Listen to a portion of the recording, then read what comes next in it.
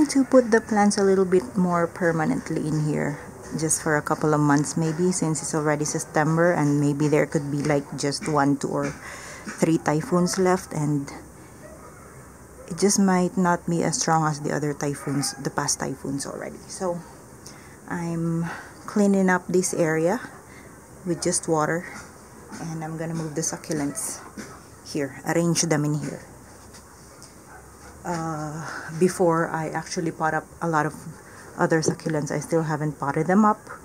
There's just a lot of things to do, so I'm gonna start with that because that's what I'm feeling right now. Kailangan mauna na muna yun. Yun muna ang unahin natin dahil yun ang nangangailangan na ng immediate na action. So that's what I'm gonna do.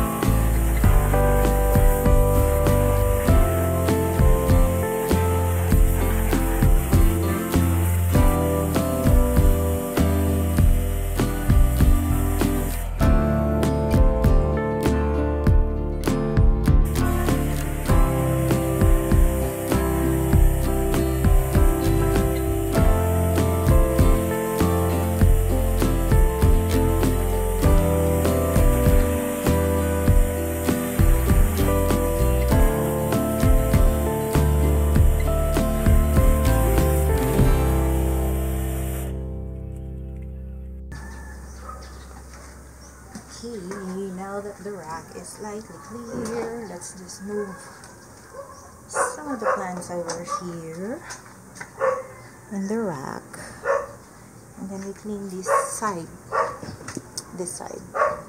and then after this is dry, I'm gonna take off the plants and arrange that properly. But for now, let's just move the plants over here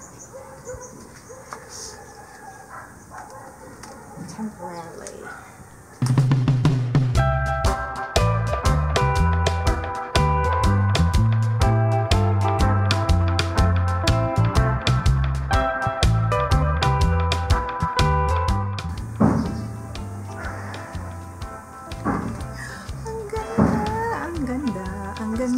Ang ganda.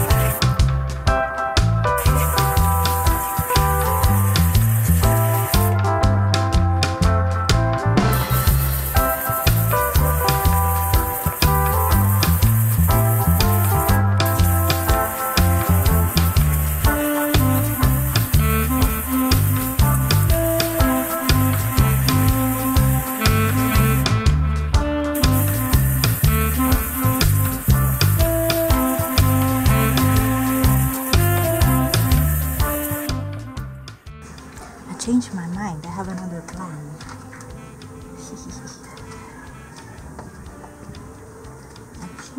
my mind.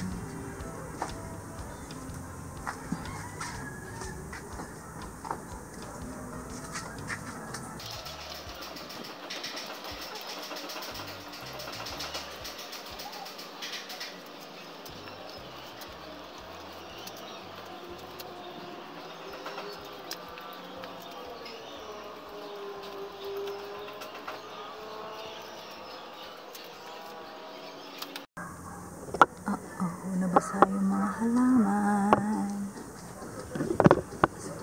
Nawili ako dun sa pressure, So, nabasa. But that's okay. Nasa shade sila, dyan muna sila. Ang mabanat. But, I'm happy with this. I'm gonna put another kahoy dito sa ilalim for a second layer and maybe a third layer.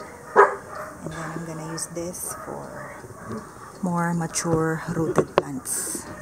Rain or shine dito. Dito, hindi masyado. Pero ang gaganda ng mga gustong gusto ng mga halaman dito. Kasi may sunshine, tapos may shade.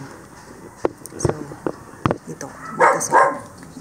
Ma-maximize ko tong space na to because itong area na to, itong alley na to ng bahay, hindi masyadong na-access ng tao.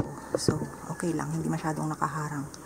Compared dun sa bandaron, alisin ko yung mga halaman dun kasi palaging ginagamit sa area na yan. Nagsasampay, dogs, cats, tumatambay, etc. So, dito ko ilalagay ng mga halaman. And it's totally fine kasi they get good sunshine in here. Plus, hindi masyadong istorbo sa tao. So, that's good. Hindi rin may istorbo yung halaman, hindi sila masisira. Right? Wag lang akyat ng akyat ang mga to kasi minsan pag binuksan ko yung bintana, daan sila ng daan dyan. So, I'm gonna close the window anyway. Maganda naman ang hangin na nagsisirculate sa loob. Pero kahit ito lang part na window na to, yun, mau-open pa rin yun. Hey, exciting. Okay, let me finish. At ako'y gutom na, 2:00 na. Pa ako kumain ng breakfast tsaka lunch.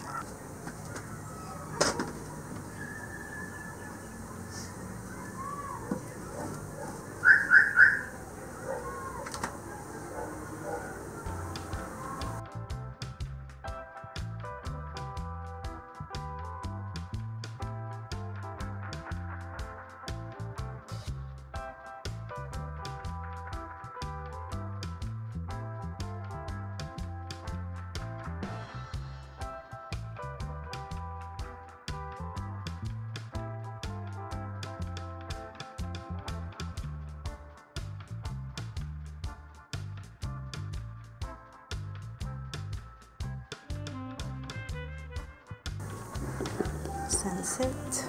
I really don't know what time it is, but I assume it's 5 o'clock. So, ang dami pa dito. Ayusin ko pa yung mga anthurium dyan, tsaka yung ibang mga plants na punong-puno ng slugs. Binabayan ng slugs kasi yung mga soil na to is garden soil, organic and stuff. And the plan is dito na lang lahat ng succulents muna. Kung kakasya lahat ng succulent dito silang lahat. So far, yan ang nagawa natin. And marami pa doon, ililipat ko pa yung succulents sa kabila. Yan, ang dami pa dyan. Marami pa doon. And yung mga nandun, mga paso doon, yung mga jade plant. And then, ang magaganda kong house plants, kailangan ko na rin i-transfer yung mga yan. And she's sick. So, ayan. That's it for now. I'll see you tomorrow.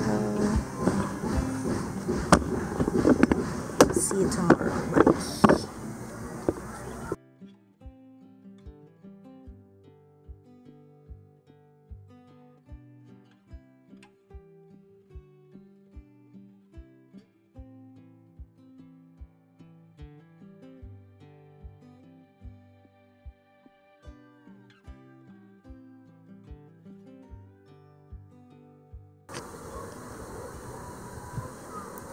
There's the rain.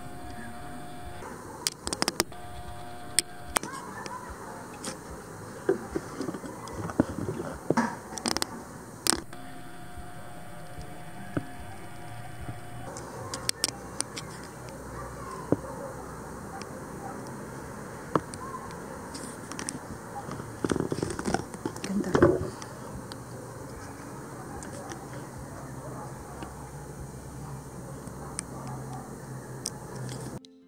September in Baguio. The breeze begins to whisper differently this time of year, cooler, gentler, like a quiet song threading through pine trees.